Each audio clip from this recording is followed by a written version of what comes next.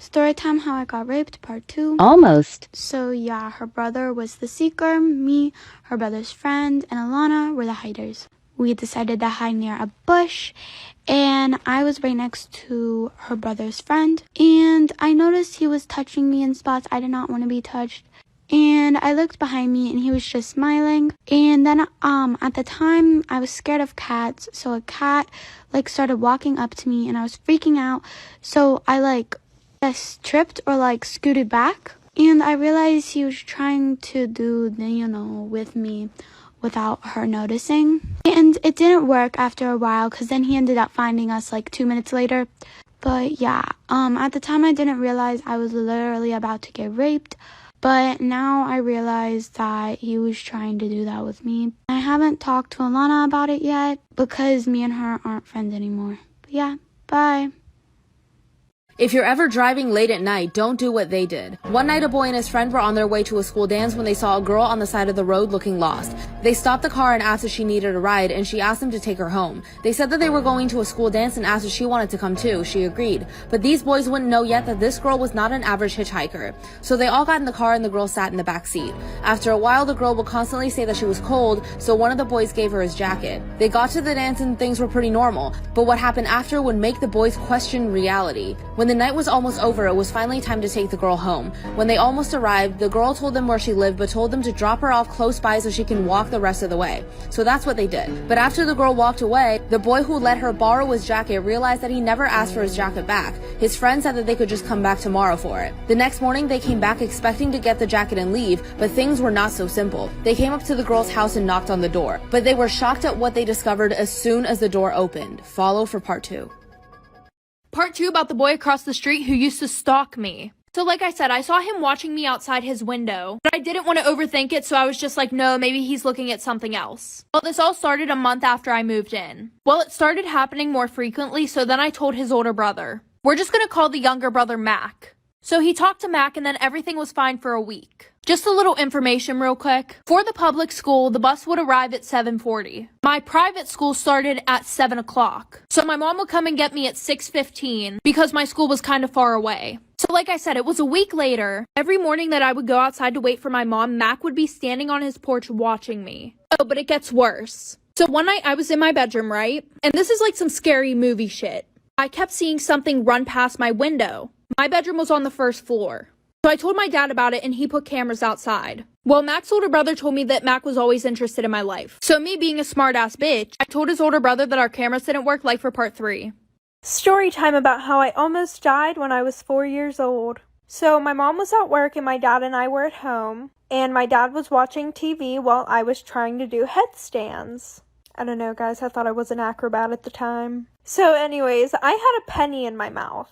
I know, it's super dirty, don't come at me, I was 4, I didn't know. And my dad didn't know. And every time that I would do these headstands, I would roll over onto my back. Well, I rolled over and I started choking. And my dad looks over and I'm laying on the floor literally freaking dying. He's freaking the hell out. So he calls 911 and I got rushed to the hospital in an ambulance. And the penny was sticking straight up at the time, so nobody was really worried about getting it out right then and there. And my throat was holding that penny in place, so no, my dad couldn't do the Heimlich or whatever the heck it's called. Well, the penny flipped. And I stopped breathing and everybody was freaking out and they had to hurry up and get it out before I died. My sister and I have always been mistaken as twins. I'm 19 and she's 16, but we have the same height, skin tone, and similar voice. She also has a habit of being a copycat, from the way I dress to hobbies, even piercings. I know it's cute if you look at it from the outside, but sometimes it gets annoying. Yeah, we are quite close too, but why does she always happen to pick up everything I pick up? One afternoon, I was tidying up some costumes in my college showroom and found a rather cute brown and pink wig. It looks like a mushroom. I put it on, think it looks rather funny, so I snapped a picture and posted it to my Instagram. I received a text from my sister asking if I really cut my hair. I didn't mention it was a wig. While I somewhat have a feeling that she might copy that too, I lied and replied yes. I came home that weekend and lo and behold, my sister emerged with the same silly brown and pink bob cut, except this one is on her permanent hair. She was surprised that I arrived with my hair still long, then realized that I lied to her. She was furious that she had to cut that silly hairstyle because she thought I had it. Our parents think that it's a really bad joke and wanted me to cut my hair too to make it up to her. So am I the asshole for telling my sister I cut my hair when I really didn't? So she just kept telling me, I'm sorry, please don't hate me, and I just stopped responding. Yes, she slept with him, but I was more mad at the fact that she lied to my face and waited until after she left the state to tell me that it was true. So I ended up confronting X again, but he just kept denying it. So I had 3 people telling me it happened and 1 person telling me it didn't. I didn't know who to believe because the people who told me X and Freckles, they were all liars. So I didn't know who to believe. Fast forward 2 years later, she somehow manages to get my Snapchat and she messages me telling me she's sorry again, and it had already been 2 years.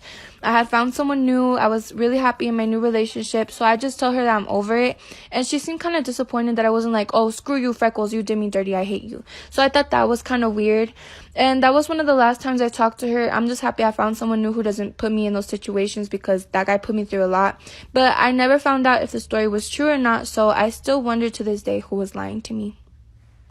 Have you let anyone borrow your phone before? One woman let her son borrow her phone, but she could have never expected the terrifying things she saw after she got her phone back. So this woman got her new phone and she put it on the kitchen counter and went to watch some TV. That's when her son came in and asked if he could borrow the phone to play with it. The woman didn't think much of it at first, so she agreed, but she could have never known that this would lead to a terrifying discovery. When it was nighttime, she got ready to tuck her son into bed, so she went upstairs to his room, but he wasn't there. Then she ran over to her room and saw him sleeping on her bed with the new phone in his hand. She felt relieved, so she took her phone back and started looking through it. At first, nothing was out of the ordinary. She saw her background had changed, but it wasn't until she saw the photos that she found the horrifying surprise. There were many new photos on her phone that her son took around the house, the front door, the kitchen, and even photos of her taken from the back when she was watching TV. She started deleting these photos until the last one caught her eye. Instantly, she turned around, terrified. It was a photo of her son sleeping in her bed, but it was taken by someone else, someone standing above him, and on the edge of the photo was half of a stranger's face. My boyfriend showed up to my house randomly one day. I had just woken up and I got ready so fast in my room. Mom told him that he could wait in the living room. She ended up jumping in the shower. I went outside to the living room and we ended up going to his house. And I was there. My mom called me.